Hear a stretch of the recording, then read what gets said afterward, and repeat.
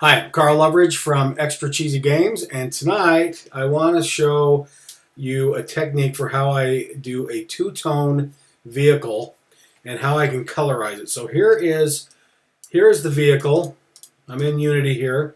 You can see I've got some specularity going on here and so forth. And the shader that I'm using is a very basic shader, but it lets me do things like colorize independently two separate channels. Okay, so you can really come up with some horrendous combinations. But let's talk a little about this and how this is put together. And my eyes are a little blurry tonight, so you gotta look at me with glasses. All right, so let's go and look first of all at the maps. Well, actually, let's look at the shader first. Now, over here in the corner is the shader. You can see I've got my two colors defined.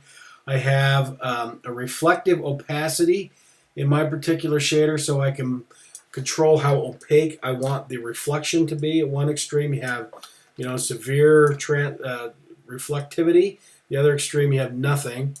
I have specularity that I can crank up and down, and I've got a gloss factor. I've got a mask. Actually, this is the albedo. This is the albedo. And the alpha channel for the albedo, in this case, is a specular mask. You'll notice if I crank up specularity, so it's extremely bright. I'm going to get it to show up here. You notice I'm not getting a strong reflectivity on this little beam here. And like the seams, it's kind of knocked down a little bit. That is because the spec mask kills specularity in that area. I have a reflective map, which I just put a cube map in to serve as my reflection source. This is going to be on mobile, so I'm trying to cut corners here. My last thing here is the mask. So let's go look closely at these textures in Photoshop. All right, so if you've watched my first video on how to do a single tone toning of a character, this should look kind of similar, but with a little bit of a twist. So the car's diffuse information is all white. There's no color defined in here. And the reason that is, if you review the color formulas, that black times any color equals black, a color times white equals the color, and then a grayscale times a color equals a tonal version of that color. So I am putting in the tonality into this map, but no color. If I was to put the color in, you'd get some strange offshoot of your color when you multiply it. But by using a white grayscale, I'm getting a more predictable result. So then I go out to my alpha, and in the alpha channel is my spec mask. And in here, I'm more or less what's black gets no specularity or is minimized versus the white, which is pure specularity. And I could do a gradient if I wanted to, but in most cases, cars are really shiny, so that doesn't make any sense to make them more than black and white in most cases. Now, on my mask, unlike the single channel where I used the alpha channel for that, I have too many channels, so you have to think in terms of 4 per texture. Okay, so you have a red, green, blue, and then an alpha. So I used all 4 of those on my diffuse map. The color information was stored in RGB, and then the alpha was a spec map. In my mask, I've gone in, and I'm actually using, in this case, 3 channels because I don't need a 4th. So I can save it as an RGB type map. Okay, so the first red channel defines what is the upper portion of the car. The green channel defines what is the lower portion of the car. And I used the blue channel to serve as a protection map. Now, the reason the protection map is there is to make sure I don't damage stuff like the windows. So if you look at these maps closely, there's windows, there's chrome components, there's headlights, there's seams. All that has to be protected, and that's done so by this protection map. Now, so if that makes sense, that should be pretty straightforward. So that's how my maps were constructed. And it really is up to you how to distribute what channels do what. It's a little bit of a confusion. It's like a PlayStation game controller in a way. You can play that with a lot of different games, but the X in game whatever might be to shoot the wet missiles, but in another game it might be to thrust the car or thrust the spaceship. And the same thing happens with your RGB channels. They can be repurposed in a shader to do whatever you want. All right, so now let's go look at the shader code for this guy. And this one's a little more complex than the single channel, but a lot of the same exact principles apply. And again, this is a surface channel. So let's just start at the top, and I'm going to explain this from top to bottom. So there's my two colors. They're called color A and color B. I could just as easily said this is top color and this is bottom color, but the fact is I may repurpose this for another car where maybe those two, that naming doesn't work. So oftentimes I'll use a generic name. My reflective opacity is a range of 0 to 1. I set it by default to half. I set a specularity and a gloss. And these are just going to get piped through. This is I actually use my own specularity formula. Let me see if I can fire that up here. Let me close these up. Let's see here. Sometimes Unity makes this hard in mono development to find your code. The easiest way I find them is to go back out to the game and actually go grab the thing that I'm looking for. In this case, I have these two functions, and they are located. Where's it at? HME shader funcs. Okay, so what I like to do is there's a lot of times when I write functions that I will write my own. Actually, I have another one here called surface funcs. If I'm using a surface shader, I'll use this surface funcs. If I'm writing a vertex fragment program, I'll use this shader funcs. And the reason being is surface funcs, for the most part, all I care about are, I'm redefining the way the specularity works in here. And so the way this works, if you look at this pragma statement here on line 19, see this simple specular? And you look at this, it says lighting simple specular. If I wanted to use a variant of this, I could just come into my funcs file here, and I could say, copy this down here. It's obviously late at night because I'm having a hard time copying and pasting, whatever. So if I was to give this another name like 2, lighting simple specular 2, if I wanted to use this one instead, I would just say 2, and Unity's compiler will tack on this word lighting, but then look for a function called simple specular 2, like what I defined here. So if you wanted to do some kind of a variant on this, that's how you could do it in your functions. Now, why do I use these in a function versus put them in the code? Now, I could just as easily have put this in here like that, and it would have worked, and just not include this function. But the reason I don't is for obvious reasons to a programmer, that if I wanted to use this code in another shader, I want to put it somewhere where everybody can get at it. The disadvantage of that is if you make one change, everybody gets it. That could be a disadvantage and an advantage depending on the circumstance, but oftentimes this works very well. All right, so down here, I'm actually redefining, I'm defining actually for the CGFX code what's going to be showing up. Again, this is what shows up in the inspector, but the shader code needs to see what these are declared as. Now I got a half 4 for color, a sampler 2D for this, a sampler cube. That's a new one. We'll talk briefly about that. Reflectivity, specular, all that good stuff. And I'm actually going to tweak the value coming in here. Let's see here. One thing about surface shaders, which is not as clear as in vertex fragment programs, is if you need to modify the code a little bit to get this to get your own variables into the input structure. Let me look at this just so I'm clear.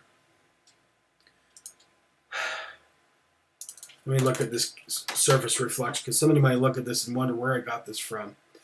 I believe this variable is defined inside of Unity. Now, don't ask me where I found this. This is one of those things where I found somebody's code and I copied it. But I believe this world REFL is calculated somewhere inside of the Surface program. Now, that's one thing that's a little tricky with Surface programs, is sometimes there is code that's coming from a place you may not expect it. I have to find these little gems from looking for people's code. Like I'll say, well, I don't know how to get a cube map in. So I'll go look it up, and then I'll see somebody's example, and I'll go try it. Sure enough, that works. If I was a little more diligent, I should have told you where this is coming from.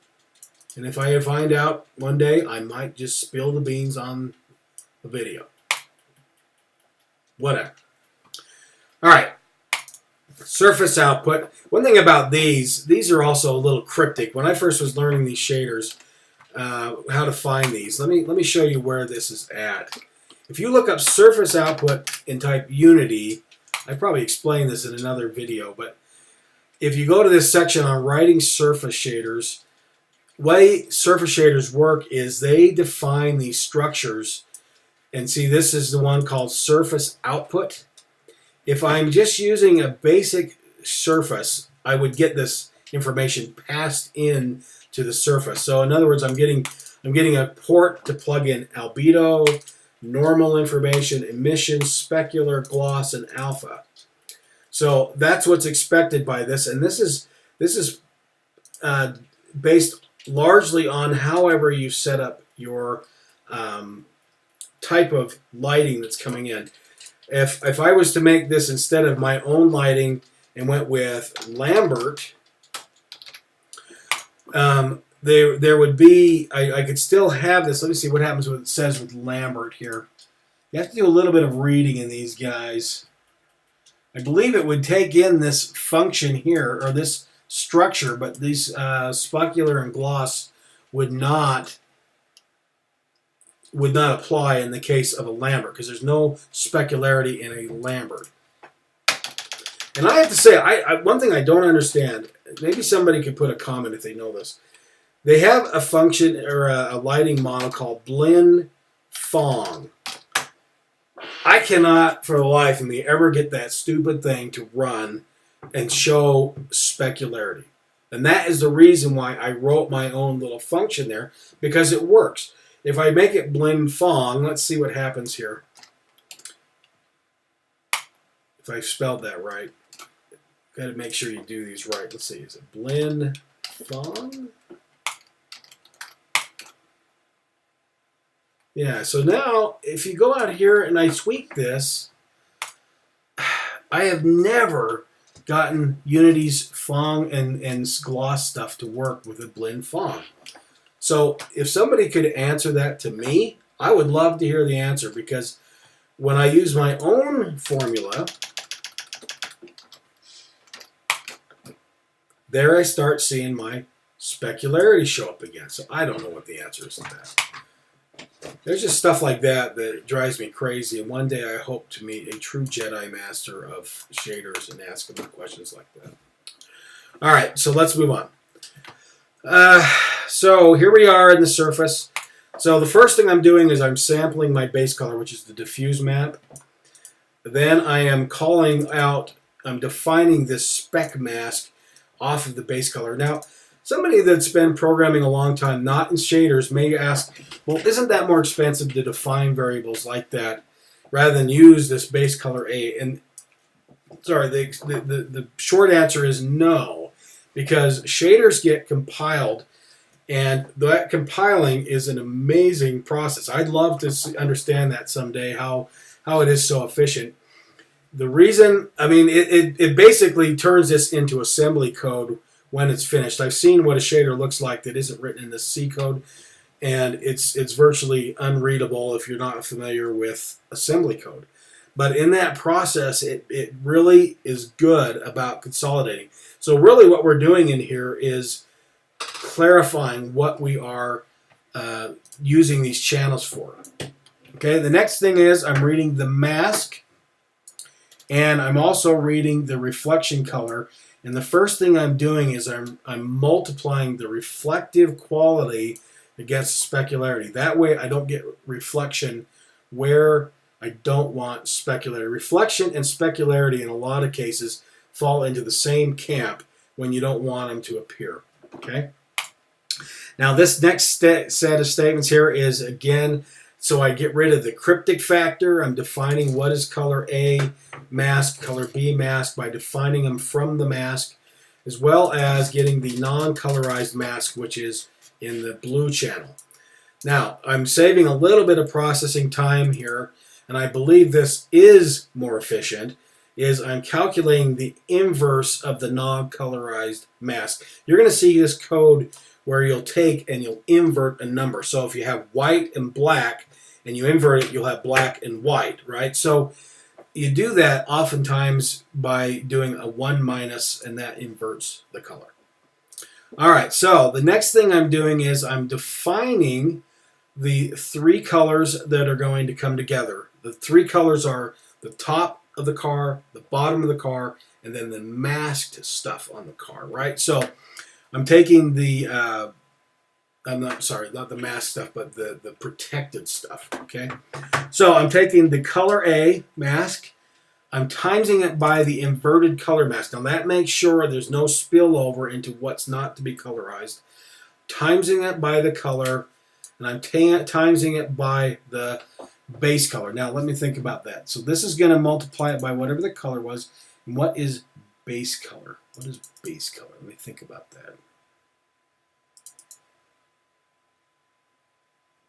Yes, okay, so what this is doing here, this is applying the tonality. So let's comment that out and watch what it does.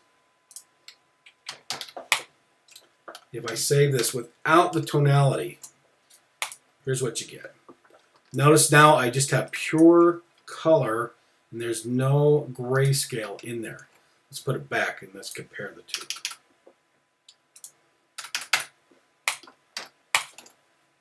And there it is. So it's just a little bit different. Now, I want to show just briefly what happens when you don't make this white when you have your diffuse channel, because that's something that I'm often surprised. I'll explain this process to people and they can't quite wrap their head around it. So let's apply a color in here. Let's make it green, for example. Okay, let's fill that green. Let's hit save and let's go look at what happened here. Now that green kind of holds up, and just depending on what color you choose, let's change that to some other color. See, I mean, if you look at those two colors, this blue and that blue, they're kind of drifting from each other, and there are some examples where you'll get it completely off, but grayscale does hold up. So let's save that again, go back. And there you go. So let's come back in here and look at the code again. All right, so I've colorized it, and then the final color here is I'm taking my base color, which in this case, if it was the windows, I would start with the window color. I'm multiplying it by the non-colorized mask. Okay, so these two guys here, if I don't add in any other content, and I hit save, and I go to the right program, that's without the colorization. You notice that's black. All right. So by adding in the colors a piece at a time, you kind of see what's happening here. Color A, there's the top.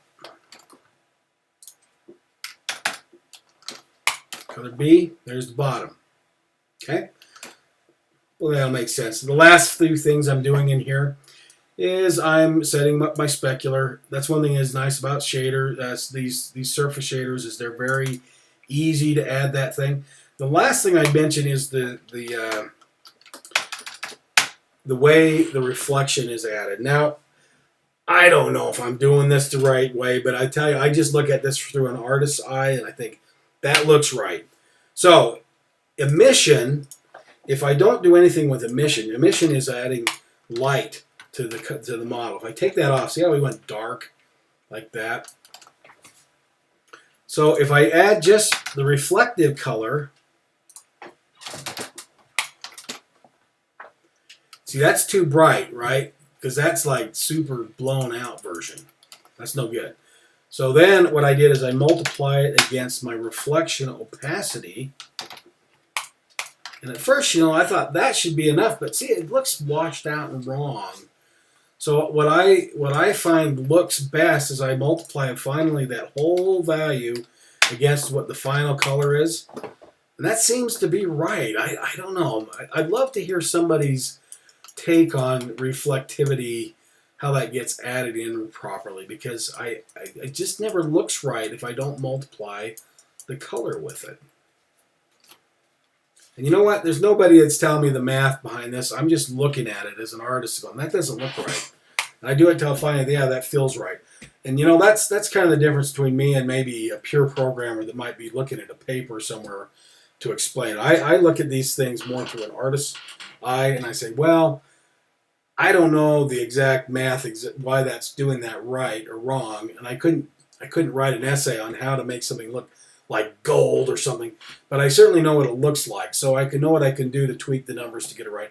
As long as the shader is running efficiently and I'm not doing some ridiculous amount of calculation, it seems to be, it served me well. Okay, so if you're a pure artist and you just want to be able to tweak your stuff, take heart. You don't have to know how to read a scientific paper to pull off a look. In fact, you may pull it off better than the scientific paper because you'll be able to tweak it for your artistic, with your artistic skills. So hopefully that's been useful and has been helpful for you to understand how I do the two-toning of these cars. We can go up to 3 and 4 tones. I might show that later, just to kind of give people a sense of how to tackle those kind of problems. There is a limit, at least on mobile.